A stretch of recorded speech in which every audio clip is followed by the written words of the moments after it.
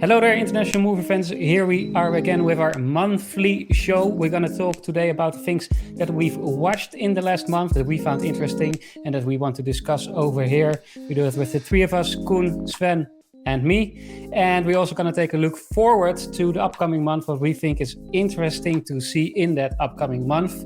If you're new to the channel, don't forget to subscribe if you're not subscribed yet and you want to stay updated on new series, movies from the Nordics, where I am living, from the Netherlands, where Sven is living, or maybe from the east of Europe, where Koen is living. Don't forget to subscribe to our channel. Give us a like if you like what you're seeing. Then we will get now to what we watched this month.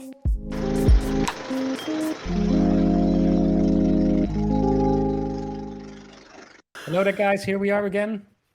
Koen, hey, Mr. Basso from Sweden. Yes. How are you doing? I'm doing well. Tjena. How are things in Amsterdam? Your new Swedish word? That's hello in Swedish. All right. I only do my end thing, of course. Hej då. Hej då. Tjena. Hello. Tjena. Hej då. Tjena. La vedere. With Koen, how's it going? Yeah. Romania, la vedere. Yeah, I've been la vedere, yes. You're having a new background. Like this. Yeah. We're welcome into I love movies and series and everything that we discuss on the channel. But my other big passion, of course, is you can see is in Romanian you call it la tobbe, which sounds even more Italian because you don't pronounce it like this, but tobbe. So it's drums. So we're in my cool. My private studio. It sounds really cool, but it's just a rehearsal room. This is where the magic happens. Yeah, exactly. This is where the magic happens. Yeah, nice. Yeah. I love How are it. things in Amsterdam, Sven? Going well. I am not using my fan here because it's always raining and cold. We didn't have quite a summer, but horrible summer actually. Yeah, very horrible cold. Summer. Yeah, horrible crazy. summer. Yeah, and the summer in Sweden was actually better than the summer in Holland. Unbelievable, guys. Yeah. Is it normally the other way around? Yeah. Yeah, of course. I don't know. Is it not that warm in the summer in Sweden? Yeah, the summer is good here, but on average the temperature is a bit higher in the Netherlands, of course. Okay. But now some days that it was raining in Holland, there was great weather in Sweden. But now we're getting really off topic because why you are here, guys, is not to talk about the weather. What the hell? Yeah, what the hell, guys? What's the weather in Holland? Oh, it's really good. Oh, it's rainy. Oh. We lost all our viewers now. What did you do last summer? Exactly. Yeah. No, guys, what did we watch? It was a bit of a quiet month also on television in my experience, but there was, of course, still things to see. There were some new things, not super much that was of interest, but I found some things at least, and also some old things. I think, Sven, you also found some old things? Koen? Yes, I found some classics. Some classics? There was some news. There was a Spider-Man trailer that came out. Oh yeah, the leaked Spider-Man trailer. Yeah, with a nice part for Benedict Cumberbatch we saw, of course. So that was Exactly. Talking about Benedict Cumberbatch, I'm going to talk today. A nice little bridge over here. I'm going to talk today about one of his new movies from Benedict Cumberbatch. It's the movie The Courier, which I saw in cinema. Is it? That's not the one that he's with the Wild West, or not? So there's another one. No, that's another new one. I think that's the Netflix one. This was one that was in cinema. And I'm going to discuss it a little bit later on. For me, it will be that one that I will talk about. And I will talk about Ted Lasso, season 2. I watched the first 6 episodes now of season 2 of Ted Lasso. So those are the ones that I will talk nice about. Nice. Sven, you were talking about some classics that you saw? Yeah, well, I'm still busy with the Kominsky method, not a classic, but I'm also not going to talk about it because it's not finished. I've seen Bambi. I'm being attacked. Sorry, guys. I rewatched it, Bambi, with my daughter. And now she has a trauma for life. And now she's traumatized like me. Yeah, like when I was 4 or 5 years old when I watched it in cinema in the early 90s. So I rewatched it 2 times actually, but I will tell you later about it. And of course, Lupin, the Netflix series Lupin. Well, I still have to watch it. We talked about it a lot before, but I still didn't watch the second part yet. So I'm looking forward to hear from you if it's worth watching the second part of Lupin. Yeah, I was curious. Yeah, for you, what have you to share with us? I have two things. One is very new. I think it came out. I started watching it yesterday. And I think it was yesterday on Netflix. The Turning Point. It's about new 9/11 and the Turning war Point on 9/11. terror. Yeah. Netflix original Netflix documentary that also is a bit new for them because I see they make a lot of series. They started with series, then they started to make a lot of movies, and now I think And documentaries is a now, bit new for them, right? exactly, yeah, I think Yeah, so, yeah. yeah. Yeah, so that's what I saw, and we'll talk about it later. And I saw an older show. It's a Swedish show on Netflix called Califat. I'm not sure if I pronounce it right, but that's the name of it in English, I think. Cool. What should we started with, guys? Maybe we got quite some war going on here. We got Caliphate, which is war. We got Turning Point, 9/11. We got the Courier spy movie. Well, then we got Bambi. Maybe we should Start with some war or not. Oh yeah, we So also have This Is Pop. we can spread the war during this This is screening. Yeah, we also have a Maybe- musical, nice variant in between, which also is a bit Swedish. There's some Swedish episodes with ABBA and stuff, so a bit more joy Let's to see, the maybe world. maybe we need to keep Bambi for when we are come out of war mode to get a bit Yeah, done. yeah, It's yeah, also yeah. a bit sad. It's also a sad story, of course. Difficult one. We can start Also with true, sports. also true. We can start with sports. We can start with music. We can start with spy. We can start with some French. I'm interested in Sven's opinion about Lupin. Lupin. All right. Let's start with Lupin. Yeah, There we go. Lupin. yeah. Sven. Yeah. There we Lupin. We watched Season 2. Season But season don't, one. don't, yeah, don't spoil Season it one. fully because I still want to see it. Yeah. Season 1, but part 2, because of course the first half of the season was released I'm at the sorry. beginning Oh, of yeah. this year in January, You're and right. now the second part of the season was released in June, I believe. Yes. I saw the first part. We all three did, I think. I loved it. Yeah. Koen didn't like it. No. No, and you also liked it. Well, hence watching the second part of the season. Sven, share with us. What did you think? Yeah, I'm really fond of Omar Sy, like the main character, playing Arsène Diop, and he's imitating the tips or the tricks from Arsène Lupin, a comic figure, mythical figure in French history. Because it's based on this great story, I think it's in the essence already quite good because there are happening like unpredictable things, and in a way you don't expect or you won't believe when they tell you. Omar Sy is able to let you believe it because he puts it in such a way, like with some humor, with some twist, and then when they kind of cross over it with like social critical standards, like with this elite who wants to discriminate and keep down all this money laundering and all their other criminal acts they are actually hiding together with the police. It's making it quite exciting, interesting, and has have a nice balance for me.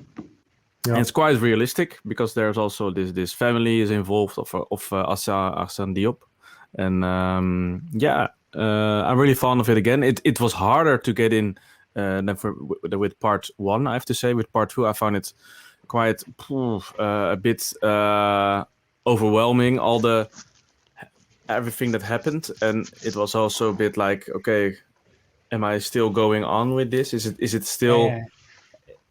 Yeah, am I digging it? You could already see from the trailer, I think, a bit like that. Well, of course, it is. They are building up to the season finale, so you have more action, I would suppose. That's what I got from the trailer, at least.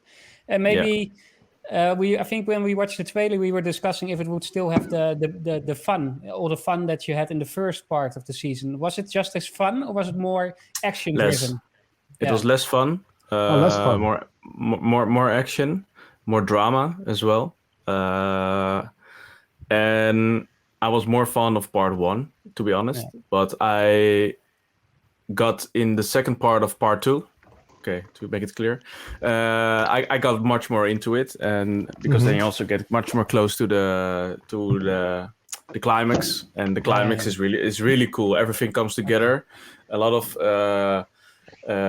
stories that are like knotted around each other are there coming together because also internal in the police, there's something going on, and then there's this relationship from Diop with his wife that's going on, but also with his then an affair and like all kind of stuff, and that's all coming together there. So that's quite cool. Satisfying end. Yeah, but I think there's coming more. That's of course. It's Netflix definitely it's ending in such a way that you get okay. You know, he has to escape again, and the police is still coming after him. But you know, the most important thing, it's semi a good end. But you know, there's coming more. Yeah, of course, because this was a big hit, of course, for Netflix. It's critically acclaimed. I read, by the way, that also the sales of the Arsène Lupin books went sky high, also in the Netherlands. Nice, of course, nice. Because people, I never heard of Arsène Lupin before. Of course, we all know Sherlock Holmes, for example, but Arsène Lupin. But it does sound like a famous name somehow. Yeah, exactly. It sounds like you should have known it, but I also never heard of it. Yeah, that's interesting. No, I think it's really cool when you're young and you're gonna read his books and you see these drawings and I think you can feel that this magical world. You enter his magical world and you think you can, like with all these other stories with Robin Hood, but King Arthur and all these kind of stories. I think it would perfectly fit in this, but unfortunately I haven't heard it when I was young. No. Maybe they should take it into the schools system for children to read. Okay, second part 2 of the first season of Lupin. In the end, Sven, if you would have to rate it. For the second part, I give 3 stars for the season for the seasons for the parts combined. So the whole season 1 of Lupin, I would give 4 stars. 4 stars. Good. Okay, nice. Good, Lupin. That's the first one you wanted to talk about. We're going to take it to you, Koen. I'm going to give you the choice. Will it be Turning Point 9/11? Will it be This Is Pop? Or will it be Caliphate that you want to talk about? Let's do something happy. Let's do This Is Pop. This Is Pop. This Is Pop. It's a Netflix documentary series. Came out in June on Netflix, if I'm right. Yeah. I found out about it later in July. It's a Netflix documentary that is a bit similar in the way it was made as the other one. I think the one we talked about with the movies. The movies that made us, exactly. It's a bit the same style, which I like because they had an amazing episode about Home Alone. With a lot of details about Home Alone. That if you like Home Alone, go and watch that episode because you will learn a lot about the movie. It's very fun. New Home Alone coming this year, but that's for another time. Yeah, exactly. Yeah, crazy. That also new Fresh Prince coming. I even heard now. So it's crazy. Yeah. So the show is about very different genres of music: hip hop, rock and roll. There's one about Britpop, Oasis versus Blur. And the episode he talks to me about is called Stockholm Syndrome, the episode. And it shows something that I've been trying to preach to people for a long time, because a lot of people don't know Sweden not only is famous for ABBA, and of course the amazing music they made and produced, but most of the hits you hear on today's radio since the early 90s are produced and made by one guy. And that's the famous Mr. Max Martin from Sweden. Max Martin. Yeah, and so there's an episode. Thing, by the way, because it was like talking about ABBA. Today was, of course, the day that ABBA came with new music. Yeah, and there it was also that the two men of ABBA came on stage, and there was someone talking about ABBA, and he also said nobody knows how big the influence is of ABBA on pop music, because all the producers are now Swedish that are behind Justin Bieber, Ariana Grande. They're all Swedish guys, and they were all influenced by ABBA. The influence of ABBA is huge. No, and the two guys that were playing the instruments in ABBA, Björn and Benny. Yeah, they were amazing songwriters themselves. You know, they were top of the best in the world. Without spoilers, because it's nice to see it yourself. But the whole episode, for instance, in a small summary, is you see it starts with the guys from ABBA. And it shows you other famous producers, and it shows you how they cultivated in a way and changed the pop industry. And from a small country in the end, compared to America or the UK, of course. And it's so funny because you see, for instance, an episode where you see the guys from the Backstreet Boys. You see them in a small little studio in Sweden, in Stockholm, I think. And it's crazy. And to imagine that this guy Max Martin has I don't know, almost every hit from those times, like Maroon 5, Britney Spears, Backstreet Boys, Ariana Grande, The Weeknd, all his hits he made. Taylor Swift, the best record she ever made, 1989, with Shake It Off and all those songs. Katy Perry, Pink. Katy Perry, Pink, and Backstreet Boys. There's one famous thing I wanted to take out of the episodes. So Max Martin learned it from a guy called Stefan Pop.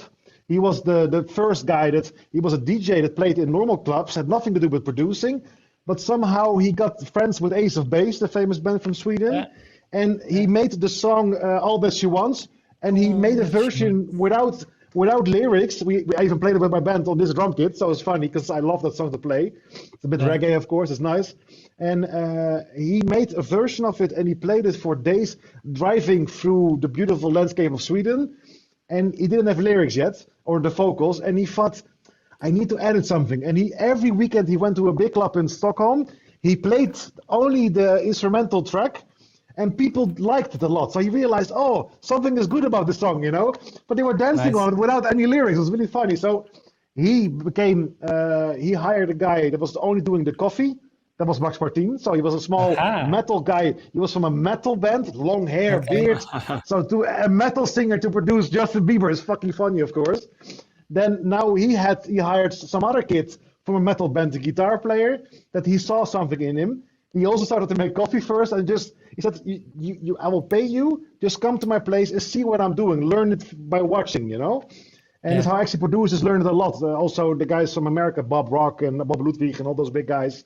And that guy was on tour. I forgot his name, but you'll see it in the episode. He wrote, but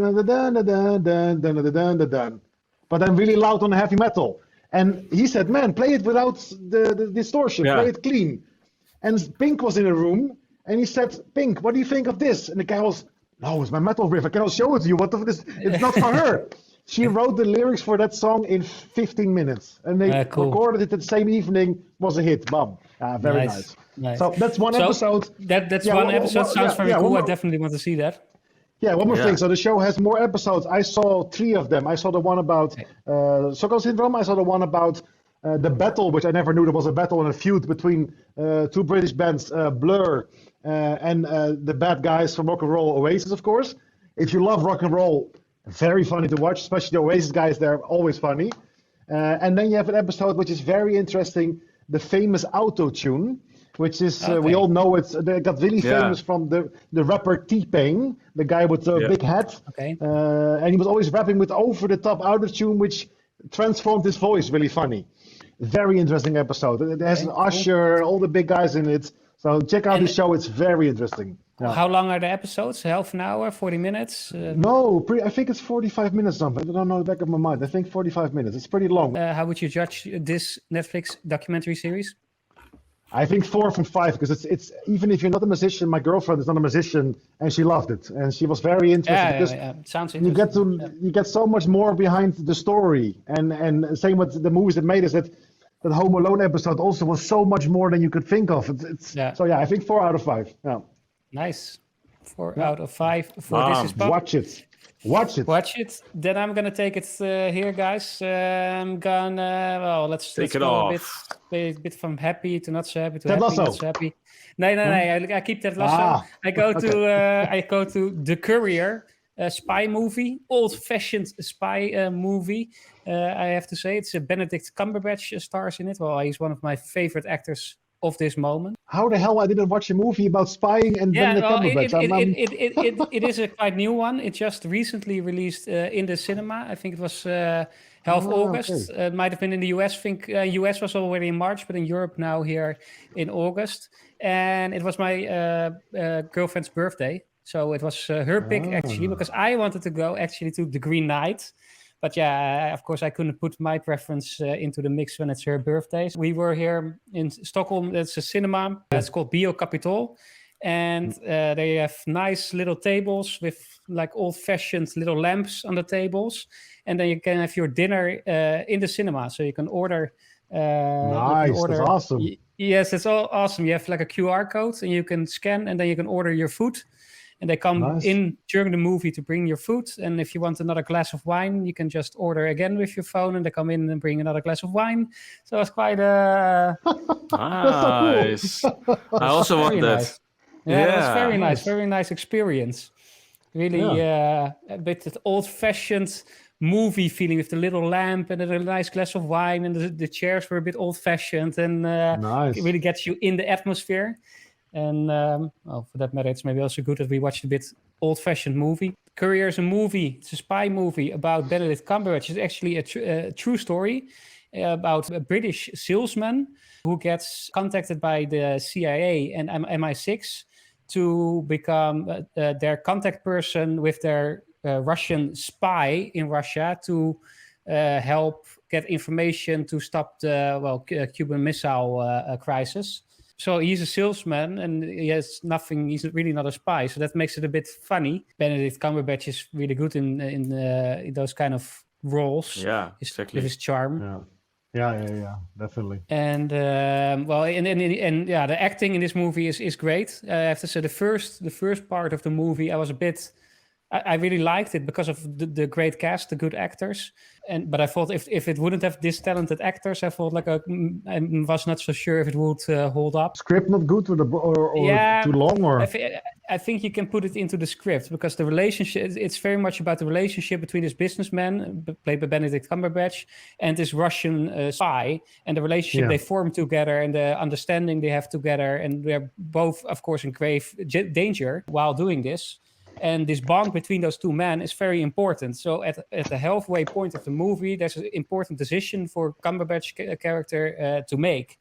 And to really feel that moment, it would have helped if I really felt a connection between the two men. And for my feeling, they didn't have enough scenes yet to really build on that relationship. So that's what I didn't really feel it there. But then the second half of the movie, the tension really builds up, and they really have some great scenes between the two men. And that builds up to one climatic scene with the two men in one room. And that was a scene, it was just beautiful. I teared up in the cinema. And wow. Yeah, so that was nice. Really it's also because of great acting again of Benedict Cumberbatch and the other guy. He's amazing. Goosebumps, and right away I felt tears swelling up, and so that it says then job well done. It gets also very well received, 86% by critics, 95% by the audiences. I was happy with this pick by my girlfriend because I was not sure from the trailer if I would have picked it myself per se. I really wanted to see the Green Knight, but why you want to see the Green Knight? Because the trailer appealed to you. Yeah. I'm really into Arthurian stories, King Arthur stories. Yeah. This is of course a story from that time, and from the shots and the music and the atmosphere that I got from the trailer, I felt like this is my kind of artsy movie. Sometimes I can really certain type of artsy movies that I really dig, and I think this is one of them. Okay, I saw the trailer and I like the actors because the main actor is like a star rising. The trailer for me was like, what the hell am I watching? I thought. Yeah. I didn't like it, to be honest, the trailer, but okay, interesting. But I also have been reading into it a bit, and so maybe that helped. Okay. But in the end, I was happy with the Courier. Yeah, good choice. I'm very curious. Yeah. Nice. So rating. To sum it up, rating, I go for 4 stars. Say the title of the film. The rating for the Courier, Sven, the Courier, gets 4 stars. All right. I can do a drum solo. I'll be way too loud for the camera, but yeah. Next time you have to position yourself behind that drum. I thought maybe you would give 5 because your review was so enthusiastic. Yeah, or at least 4.5, exactly. Yeah. And as I know you, I think you're not crying easily with movies. Or do you? Only with Costa. Yeah, exactly. No, I can. I don't withhold it. It happens maybe once or twice a year. Okay. Oh, you pick your moments. It was your girlfriend's birthday. It was a special moment. You got nice wine. You had a button on the thing. Exactly. The wine. Was it red wine or not? No. Then I fell asleep. It was white wine. Okay. Nice. So no, it's the Courier, but it was mostly because of the first part of the movie, Sven. Because I think that was where they could have made it perfect. But that's why 4 stars. Yeah, that's what you also said. Yeah, you said that. Yeah. That was the Courier. Let's take it to something, sort of semi-happy then. Sven, Bambi? How did... Happy? No, Wow, it's not a happy movie. It is colorful. It's colorful, sweet. definitely. It's just one moment that puts it a bit on. The same as The Lion King, Yeah. But it was an educational thing for your daughter. I started watching this actually for two reasons. One reason was it was a tip from Hisco Hulsing. He called it one of his 3 most favorite animated movies of all times in an interview he had with us some months ago. And the second reason was I wanted to watch this because my daughter was turning 4 in March. And we were reading a book about Bambi, and she likes really the creature of Bambi, how it's being drawn. And so I thought maybe it's time to watch the movie. She hasn't watched 60-minute movies yet until now. And so what I thought I would do, also because she can be really scared of things. She's, for example, scared of the wolf, of all the fairy tales. So I thought I'm going to watch it first myself, and then we can watch it together. So I watched it alone. 30 years after that, I watched it for the first time. Wow, nice. Yeah, and I really remember it as also a heartbreaking movie that I was really this scene where the mother is dying of Bambi, that it will always stay with you, that feeling you have there. And I think alert. Yeah, I was thinking, can I say it? Yeah, of course. It's a movie from 1942. I think people will know it. And Darth Vader's Luke's father? What the fuck? Well, of course, it's such a beautiful movie. And how does it hold up? Also because of this scene, because my daughter watched it in the morning. And after this scene, when Bambi's mother was dying, she could actually not really pay attention to everything that was coming after. And I was trying to point her attention on that, because also after, Bambi is growing up and is getting children himself, and everybody's in the forest is happy again, and it seems like the circle of life is complete. And but she was only asking about that. And where's the mother then? And what happened? Because it's also not really explained 100%, No. You hear the shots of the hunters, but you don't see the mother really being shot. So it's actually also quite good done. And it left some questions. So in the beginning, she was trying to say, maybe she just didn't find a way, or she was being taken and put in prison or something. But then in the end, I said, because in the evening she was still questioning it, and actually my wife was a bit like, "Why did you watch this with her? She's the whole day busy." And seeing that coming already, exactly. And now she can't sleep. And you bastard! Yeah, it was this or it. Yeah. It was Lord of the Rings, the Nazgul scene, or about this scene. Like the whole day she was busy with it, and then in the end I said something, and I don't remember it now, but that was helping. Okay. And that's fucked up that I don't remember it now because I'm talking English, so I can't use my brain correctly. But I know what you said. You said people die all the time. It's okay. Deal with it. Deal with it. Life sucks. Life sucks. You better get used to it. Maybe you will remember later on in the broadcast, Sven, and then let us know what it is that you said. What a brilliant thing you said. Yeah, because the film is actually about a young deer being born in the forest, son of the king of the forest, like the main deer.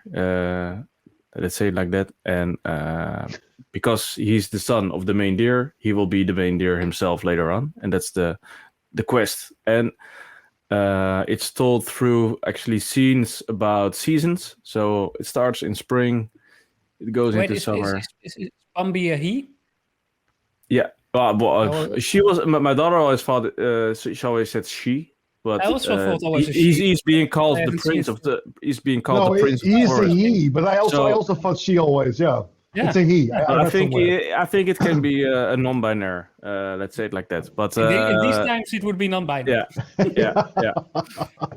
Minimal. Yeah. Yeah, but he's being called the prince. So, well, in 1942, that should be a guy, I think. But nowadays, we can just make him non-binary. Can be anything. Anyone. Yeah, it's being told through 4 seasons. They always say the Lion King is a circle of life, but I think this movie is even more better. Maybe the circle of life, because it also includes all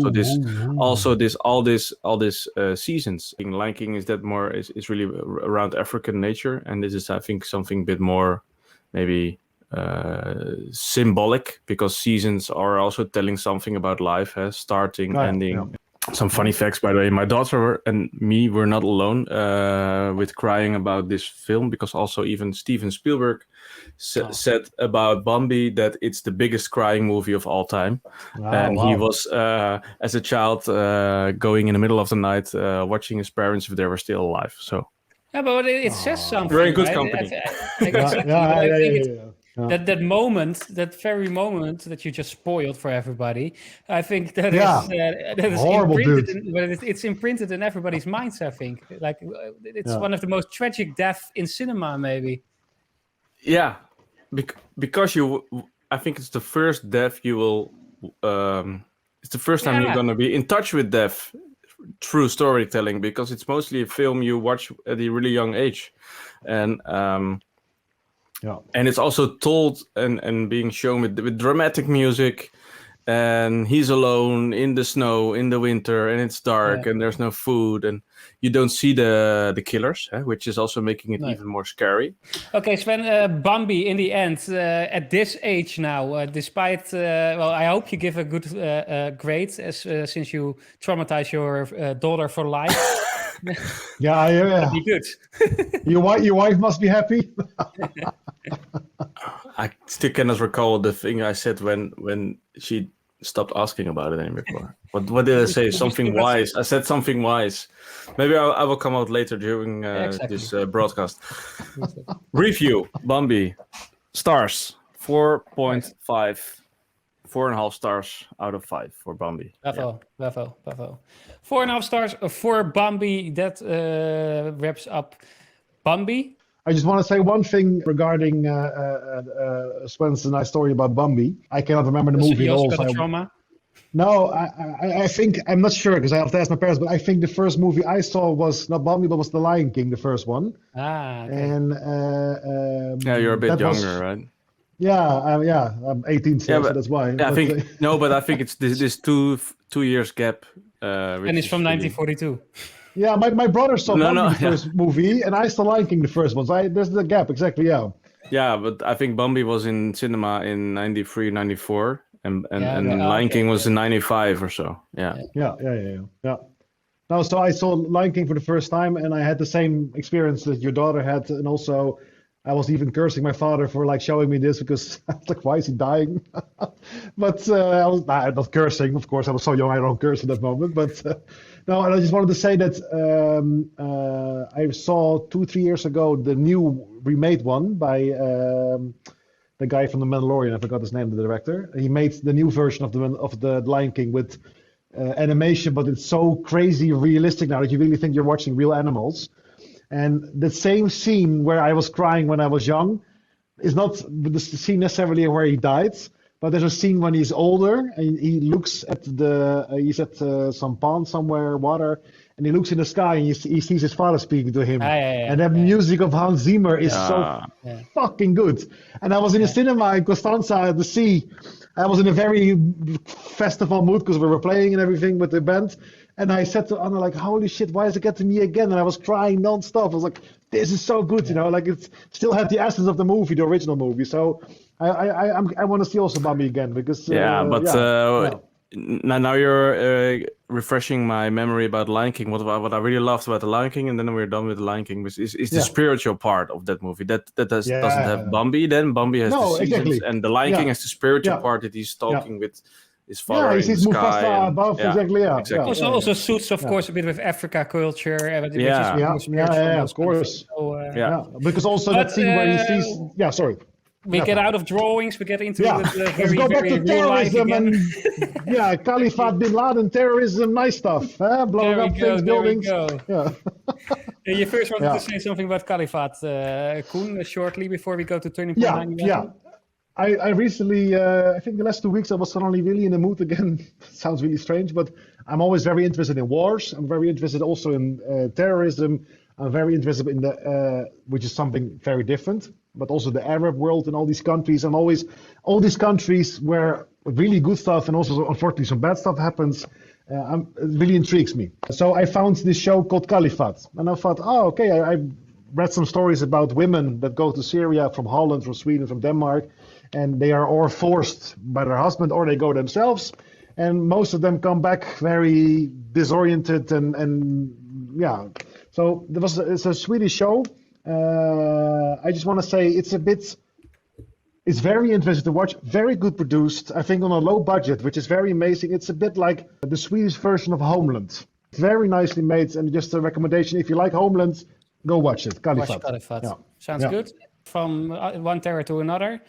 Turning Point 9/11 and the War on Terror, Netflix documentary. Yeah, so Turning Point 9/11, I saw it, and yeah, like I told you already, I'm very interested in all this kind of stuff. I've read a lot of books about it and shows. I think I watch every movie or show that is about this kind of subject. I was always interested from a young age in how do really bad things when it comes to war attacks, how this happens, and especially the mind. How do people get to this level? How do people go from like a normal happy kid sometimes from a normal family? For instance, a Caliphate, a young woman from a normal Turkish family from Sweden, how she ends up in Syria doing something she doesn't want to do at all. How does that work? You know, like especially the mental part about it. When it comes to terrorism, somehow I'm always interested in. I always was a very big lover and admirer of the country of the United States, especially when it comes to music and movies. And the more and more I read about this kind of stuff, the more I think, what the hell are they doing with everything that they're doing with their wars and their nonsense in Afghanistan and all the bad shit they did? Because that whole thing somehow intrigues me, because I realize more and more that everything they've done since 9/11 only created more bad stuff, you know, and more terrorism for sure. And it makes no sense what they're doing. So the whole thing intrigues me. I don't know exactly like one particular part or something. You can pinpoint it, but yeah. So it's the whole thing, and I was always interested in American politics, so it goes hand in hand, I think, a bit. And I was interested in countries from that region. Yeah, and so this show came out now, and there haven't been very good documentaries actually or shows about 9/11. There have been a lot of like propaganda ones. The one from Michael Moore is also a bit propaganda in a way. Yeah, Fahrenheit 9/11. It was interesting because it shows you the connection with Bush and the whole weapon industry, but it's also very painted on one side, which can be good at least to know that side. You know, it's interesting. And this one is a bit more. I watched now, I think 3 or 4 episodes. I think 3. There's 5 in total. Yeah, so I watched 3, I think, yesterday night. From the start, I have to say it's very well made. It's very. I feel a bit like the BBC made it in a way. So it's like quality, not over the top. It's not really American style, which is interesting because I think America's made it, and it's Netflix. So, but it's you have to have a bit of a good stomach for it because it shows you also the first time you enter it. It's like graphic images. So they show you not that bad, thank God, but they show you some bad stuff. It's interesting because they show you the timeline. So it's 8:24. They get a phone call. And the plane goes into the tower at 8:48, I remember. So it was always the debate and the big thing in all those documentaries before, like how this happened, because America has so much air force and everything that they couldn't land a fighter jet to like shoot it out of the sky if necessary, you know? And you see the timeline going, and you hear guys from American Airlines, you hear the steward, then you hear the footage that you actually, Mohammed Atta, the famous main hijacker, you hear him on the footage recorded from the cockpit. That's how it starts. Then it immediately switches. It's very nicely cut. I liked it a lot because it's not like it shows you stuff maybe if you're interested in it that you know, that you heard before, saw before, but they cut really from one place to another really fast. So and the story goes. Yeah. And after a while, after I think half of the first episode, they start all the way back. They take you all the way back to 1979 when the Russians invade Afghanistan. So this show shows you the whole timeline, and it shows you the main thing, because it's a long story. Main thing about the show, it shows you very good that the Americans never understood the spiritual war, and especially the power that possesses and gives to people from Arab countries to come and fight the holy war. They don't understand this, and they still don't understand as Americans. And it's fairly interesting. So if you compare it to other 9/11 documentaries that you saw, you have to think that this paints a more complete picture. Yeah, I've seen only 3 episodes now. It's funny because somehow everything combined is in this show. So this show till now is the most. Yeah, it has the most information that you really need. It is the best the summarizing of it. And the tone of it is very good. It's not too American, it's not political. It just shows you the basic facts. It's pretty harsh on showing you that America doesn't understand people from Arab countries that are very religious. They don't understand this. And so till now it's the best one I ever saw. And it's very intriguing. Yeah. If you would have to rate Koen this documentary after seeing 3 out of 5 episodes? Well, at least 3.5, but I think it will get 4. So it's 4. Yeah, that's good. Yeah. Well, I'm gonna take it from war to something a bit more happy again. My last thing that I watched this month, well, there was actually one thing that I also watched, which I was thinking about when you talked about Jon Favreau from The Lion King. I also watched the making of The Mandalorian season 2. Also recommendable. Nice. There's one episode completely about that. Season finale with the return of spoiler. Okay, now you should get out. Luke. What? There's a whole episode. There's a whole episode about that one. Luke Skywalker. What? So especially recommendable for you, Koen, but also for they show you in that episode how hard it was to keep the secret or not? Yeah, definitely. Nice. I will check it out. It's on Disney, no? It's on Disney Plus. It's 2 episodes now. I'm not sure if there will be more. Cool. But I love the technical. They really show the making of process, which is a lot of technical advancements and new things being put in play there, and it's really cool to see.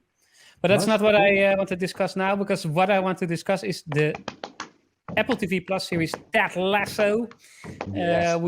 Last year we watched the first season, all 3 of us. Did you already start the second one? No, not yet. No. Not yet. No. I cannot wait. Yeah. I can tell you now if you should or you should not. There's now 6 episodes out. Each Friday you have a new one on Apple TV Plus. It's in total 12 episodes, so I'm now at the halfway point, so to say. And I have to say I like it again. I was looking at some reviews to see how it was received, and apparently there's a big debate going on online with a lot of people that are super disappointed in this second season. Yeah, I also don't really get, and I couldn't really get to the heart of why people were disappointed, but the only thing I can think of myself is that the whole sports thing, the whole AFC Richmond thing, is a bit more to the background, where last season was, of course, a lot about how they were performing in the competition. It was with the sports movie kind of feel almost, with heartfelt moments. It's now much more about the characters and a lot of those heartfelt moments, which I enjoy, actually, because they now have more or less AFC Richmond only plays trolls. So they're not going to the top, they're not going down. So there's not so much happening for that matter. Nice. But the good thing about that is that there's more time now for the characters, and I think that was one of the best parts last year. Is that it's not just a comedy, that it's all about firing jokes one after another, but that it really has a heart in it. Is the captain of the team the oldest football player? Is he still Roy Keane, so to say? Yeah, Roy Keane, exactly. Yeah. They are all back. The whole main cast is back, and there's some new characters. Actually, it's funny. There's one new character, and that's a Dutch player. They called him in the series Jan Maas. Very Dutch. Yeah, Jan Maas. But he's family of the famous director Dick. Yeah, exactly. Yeah, exactly. Also one of Dick Maas, yeah. But they have him in this series. He doesn't have so many lines. You see him sometimes a bit in the background, but each episode he has 1 or 2 lines, I think. And then he just comes across like very Dutch directness, as we call it, and abroad what they call Dutch rudeness. He comes out with some line that shows the Dutch directness. He's really a bit that kind of guy. Oh my God! Do they still have the South American player? Yeah. I And he still does the same stuff or not? Football is life. Football is life. Yeah, he's epic. Yeah. Yes, but there's something happening with him in the first episode that changes things a bit for him. Okay. It's great again, and I think I really like him. Now I forgot his name for a second. Jason Sudeikis. Jason Sudeikis. Yeah, exactly. Yeah. He's great again. The overarching theme of this whole first season seems to be a bit like father or parents and child relationships, and as well between like real children and the father, but also, for example, Ted Lasso, his relationship with his parents, and that comes back with all the characters. So that's really an overarching theme here that they play with, and probably what it builds. We're gonna see the father of Ted Lasso. I don't know. He was talking a bit about his father, but I'm not sure. Oh God. I don't know. I think it's just the theme. Everything is about the relationship with the parents and their children. That really comes back all the time. So I have to say, so far, I really enjoyed it again. It's really that cozy series again that you go sit down for with not. It's football, but not with a beer, but more with a cup of tea, and just sit cozy and have a nice comedy series to watch, and some heartfelt moments. And I find it a cozy thing. But rating? Because you saw how many episodes? 5, 6? 6. So I am halfway. 6 episodes. Halfway there, and so far. So first rating for the 6 episodes, and then the rating for both seasons combined.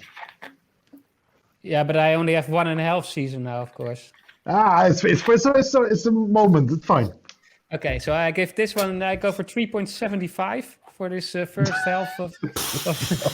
Jesus. Okay, Buzz. But that's why I hate in the beginning we did it 0 to 10 ranking. Like 5 stars. I know. Yeah, true. I also want 10. Yeah. Next time we switch to from 0 to 10 again. Okay. All right. Yeah. Yes. Let's do that. It's not really filmographic like, but okay. No, but you can give a bit more nuance. Yeah. Yes. Yeah. So it's 3.75 for this first half of season 2, and in total, I still go with 4, and I hope and I believe that it can go back to 4 as a whole again. The last question remains: does he still make the cakes?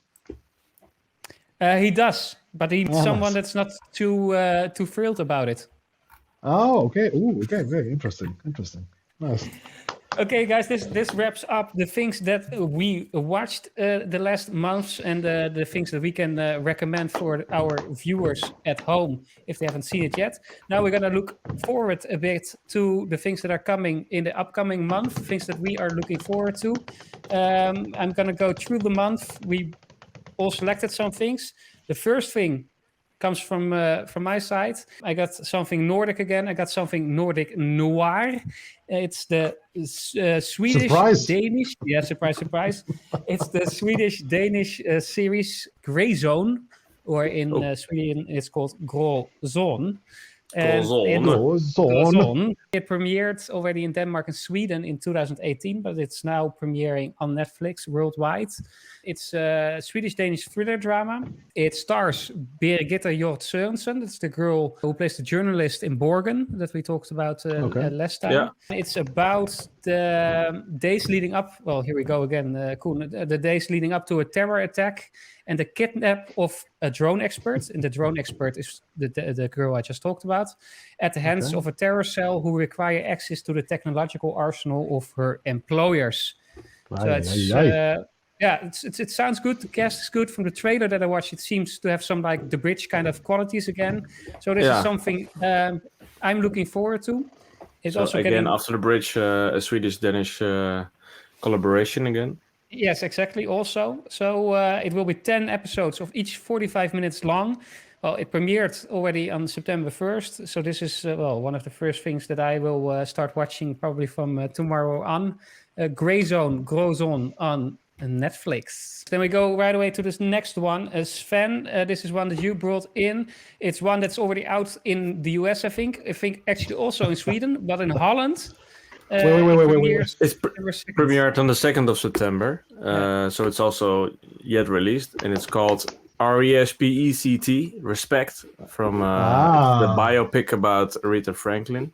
I I think we discussed it once months ago before it was delayed and postponed. As you know, I'm quite interested in this kind of music, and Aretha Franklin is, I think, one of the most famous singers, although maybe best singers ever lived on planet Earth. And I love biopics. I'm really curious what they put in the story, what they take out, and if they will let you feel the same feelings you have when you watch, when you hear the music of Aretha Franklin. RESPECT, September 2nd. Also quite quick, Sven, so we can find you soon in the cinema watching that one.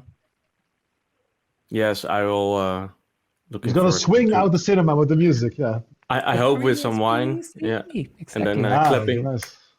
Yeah. Yes. All right, Like, September 2nd. Baptism church or so.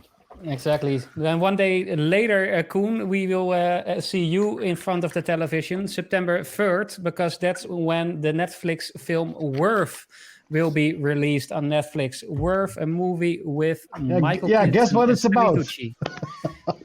I guess it's a war movie. Yeah, it's again about 9/11. Yeah. I'm like obsessed or something. It's crazy. Can you tell me a bit more about it? First of all, I was always a big fan of Michael Keaton when I was young, because he was Batman, of course, for me. So I was always a big fan of him, and I always wondered what the hell happened to him. And then he came back so incredibly strong with Birdman. After that, he only played very impressive movies and roles, like he played the founder of the story about McDonald's. Yeah, I'm a big fan of him, always was, but now again, I think he's only coming back stronger and stronger. And I heard about this movie. It's a real story that happened. A lot of people don't know this, but of course in America, they care a lot about bad stuff that happens, and they care about the veterans. But when it comes down to it, when it comes to the financial part, they're very bad. And that means the government is very bad. Every 4 years, this happens in Congress when the bill comes up for the veterans of 9/11, like all the firemen and the heroes that went in the buildings, and a lot of them, they have cancer now or bad stuff because of all the toxic fumes and stuff. This movie is not about that part. This movie is about the part when it comes to what happens to the lives that were lost from people in the plane and from people in the towers. Michael Keaton plays the lawyer that has to deal with this. The other very good role is associate from Feinberg, is his longtime associate is Camille Biros, if I pronounce it correctly.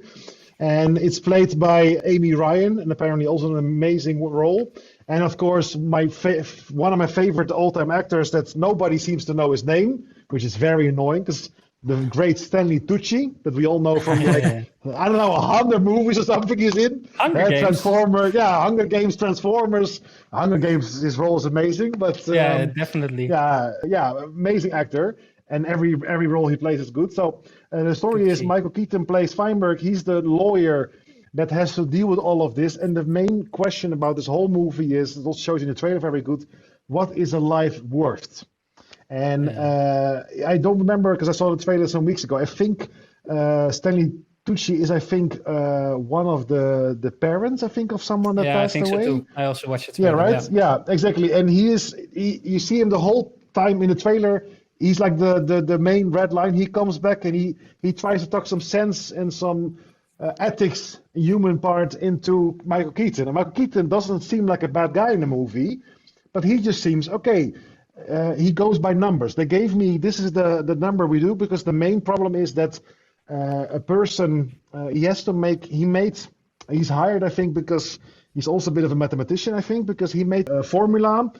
What is someone's life worth? So that means, for instance, someone that worked at the World Trade Center that was a lawyer for a high company or a partner, they should get more money than someone, for instance, that worked doing the laundry or whatever. Every time this formula, you see it on paper, and Tucci comes back and says, yeah, but forget about the numbers. So, yeah, you don't see so much more. It seems a bit... and it's made, I think that's why I like it even more. I think it's made by or the producers or the director that made Spotlight, which also is from Michael Keaton. Okay. Yeah. And I think it's the team behind Spotlight. Yeah, exactly. It reminded me of Spotlight. Exactly. Yeah, so if they do that, and if they show a bit, because Spotlight is so good because they really show you how investigative journalism works from the Boston Globe, or Global, the paper. And this shows also a bit how the research works. So, yeah, first of all, it's a very interesting subject because they never talk about this. and it's so heartbreaking to even think of how to do this. So yeah, amazing cast. The vibe was good of the movie, so very interesting. September 3rd. September 3rd on Netflix. Worth check it out.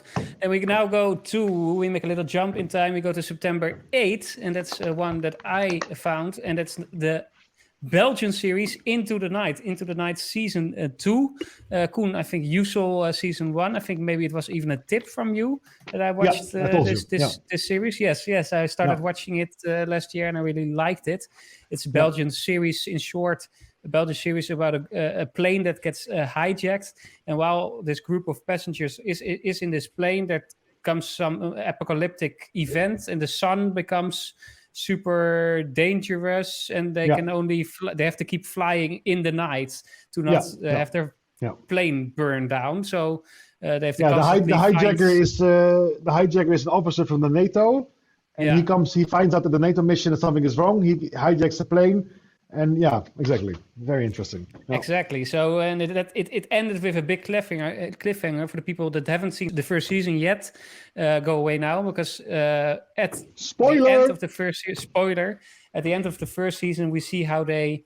One guy is chained with his arms to a pole with handcuffs, and it seems like he's not getting free while the sun rises, which would mean his death, of course. And the rest of the group arrives at some bunker where there's all kinds of more people underground. It reminded me also a bit of the end of Greenland, which I also saw this month, actually. Also recommendable movie.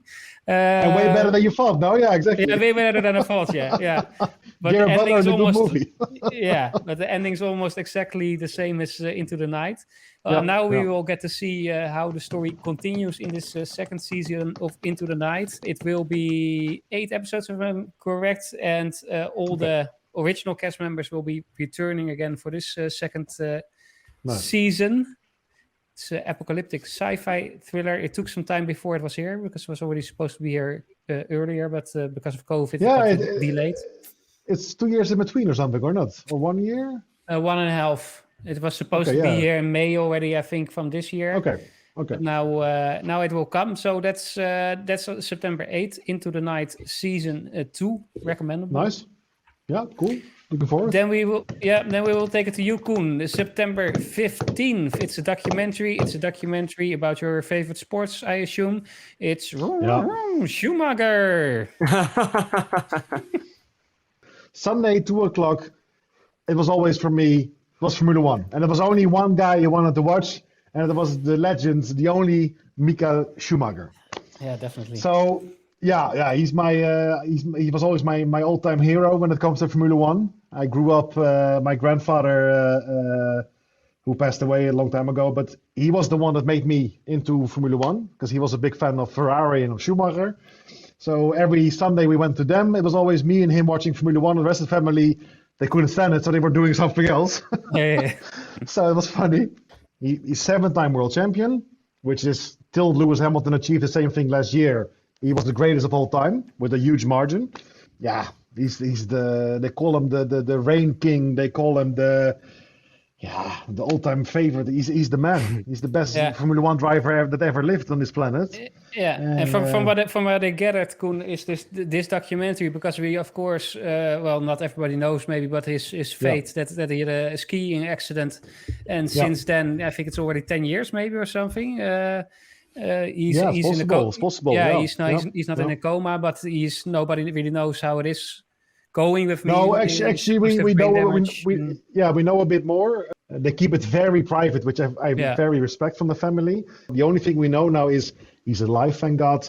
He is not in a coma anymore. He can sit in a chair apparently, and he can watch Formula One. Yeah. And he can also apparently he can show emotion, and I think he's just I think he's paralyzed. Apparently the story is that there is still a chance he can get better somehow. Okay. Of course he is. Let's hope. He made a huge fortune, the man. So thank God he can afford the best care in the world. I think he has a very loving family that takes really good care of him. So let's hope one day we hear some better news. Until that time, at least he's alive. But for that matter, I think it's also good, from what I gathered, is that this documentary will only go into they won't, his career. Yeah, so the documentary is about his whole life. It shows you literally the moment he started till the moment that he retired from Formula One. They show you also the main part, what made Schumacher Schumacher. That's what I read. That's very interesting, I think, to see. He's not only famous for a good driver, he designs and helps the team and put the right people in the right place and also fix the car and thinks about this. And they all said he deserves a title because he made the car that fucking good, you know? Yeah. So that's what's really interesting. Yeah, plenty of stories to tell in this documentary. Plenty of things to look into. It will come September 15th. Is it a series 15th, or is it one? It's I think it's an hour and a half or an hour 50 minutes. One movie. Yeah, biopic. Yeah. Great. September 15th, Schumacher. Maybe we will talk a bit about it at the end of this month once you watched it. You can share some more about it. I got two more shortly, and then we're going to end it with you, Sven. To start with, I got September 17th, and it had to be in this list. There's no way around it after all we have been talking through about this movie last year. It is the movie Dune. Is this month? Finally. Oh my God! Really? I thought November or something. No. It is actually in the US. In the US, it will be next month. It will be in Europe a month before the US. Awesome. So it will be September 17th. It will be in cinemas. Of course, there has been a lot of trouble around this movie because Denis Villeneuve, of course, was very angry with Warner Bros. That they wanted to put it straight to streaming or partially to streaming because he said, this is a movie that has to be seen in cinema by everybody. Yeah. So he really fought for it. And in the end, he won, and Warner Bros. Pulled out, and now it will only be seen in cinemas. Though it will also come to HBO Max, but first we'll get a cinema run starting September 17th. Well, there's a lot I can tell about this movie for the people watching. I would say watch our trailer reaction videos, watch our Dune quiz if you want to know everything about Dune. If you don't know anything, our lessons, classroom, exactly. Dune Classroom, watch that one because there we tell you all about what Dune is and what it stands for and what it means. But just to make it very short, Dune is based on a novel which is seen as the best science fiction movie, most influential science fiction book, of all time. A bit the Lord of the Rings, what Lord of the Rings is for fantasy, that is Dune for science fiction. So that sells it enough, I think. And that movie is coming. The Godfather of Star Wars, Oh, yeah, exactly. Oh, they also influenced Star Wars. So yeah, this is by far, it was the most anticipated movie for me last year, and automatically also for this year. So that's something I'm looking forward to. Did you see the second trailer? Yeah, I did see it. Oh my God, epic! Yeah, it's epic. The first, already some first reactions came in, and everybody's really praising it as a masterpiece already. So I'm really looking forward to see what he does with this. And Villeneuve himself is already talking about a trilogy. That he has a trilogy in his mind for this. So two more movies. It's even more cool. It depends on if the public picks it up, of course. But let's see. So that's coming September 17th. Then we're going to move towards the end of the month. And that's a series I also already talked about before a bit. That's the Danish series, The Chestnut Man. And The Chestnut Man is, again, of course, a Nordic noir. And it's from the makers of The Killing, but then the Danish version for Bridelsen. They come now with this series. It's based on a novel, and the novel is written by Søren Sveistrup, and Søren Sveistrup is the one that came with the story for Bridelsen also. So that's how he's connected. The book was a bestseller, was sold in 50 countries, translated 28 languages. It is about a story that takes place in Copenhagen, and it plunges into the terrifying murder investigation when a body is being found in a children's playground with one of its hands missing, and hanging above it is the killer's calling card, and that's a little chestnut man, a handmade doll made of matchsticks and 2 chestnuts. Oh, that's fucked up. So I saw a little trailer of this. I think is it with the cast from The Killing? No, not that I know of, but maybe you recognize some. Okay. I still haven't seen Forbidden Delson, but from what You I should read watch now, it, man. yeah, it might be the next big thing coming from the Nordics. Nice. So that's September The next 29th. big thing, can you repeat that? The next best thing from the Nordics, The Chestnut Man. All right. September 29th, 6 episodes of 50 minutes. September 29. All right, that's quite... towards the end. It's almost next month. Yeah. Almost next month. But we got one to finish it up with, Sven, and that's from you. It's also next month, actually, in the Netherlands, because it's being premiered, scheduled for September the 30th. So, it's this month. Okay, but when I will watch it's probably next month. But okay, let's take it. James Bond's No Time to Die. Finally, after being postponed as well for many times, it's on the roll for this month in cinemas. But why are you so much looking forward to this, Sven? In short, your fascination with James Bond.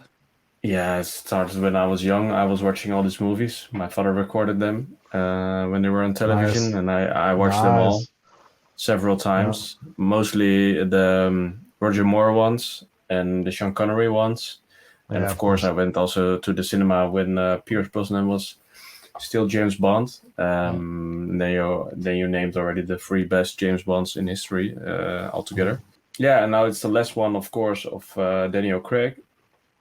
A lot to do about it. Who's going to follow him up and etc. And I think, I already know the answer. So. We have you know the answer. Yeah, it's the guy from that plays Rob Stark in Game of Thrones. I'm 100% sure. It would be a good one. It would be a good one. Yeah, and the soundtrack of Billie Eilish. We can also discuss we about all that. love. Yeah, we all love her. Yeah, sorry. Except the one down there who doesn't like whispering. Well, I have a drum studio in East Europe, so she's way more. She did it way better than I did, so I should shut the fuck up. Yeah. I should shut up for all time. I'm really curious how they would end the story with Daniel Craig in this movie. How they would, if they would make some subtle notice to this. They probably will do some hidden message that they're going to become a new Bond. Yeah, they of course also say that all the stories with Craig led up to this movie. So this is more or less the conclusion of that whole story arc. So that's quite promising. I hope they can get back to the level of Skyfall. Or maybe Vesper will come back with some kind of memory thing, like Eva Green. And apparently it's the first James Bond movie. It has a black 00. Yeah. True. And a female 00. Yeah. Looking forward. James Bond. No Time to Die. No Time to Die with all that there is to watch in the month of September. We're finally getting back into the age of cinema. Koen, you want to give it one last note before I kick this one out?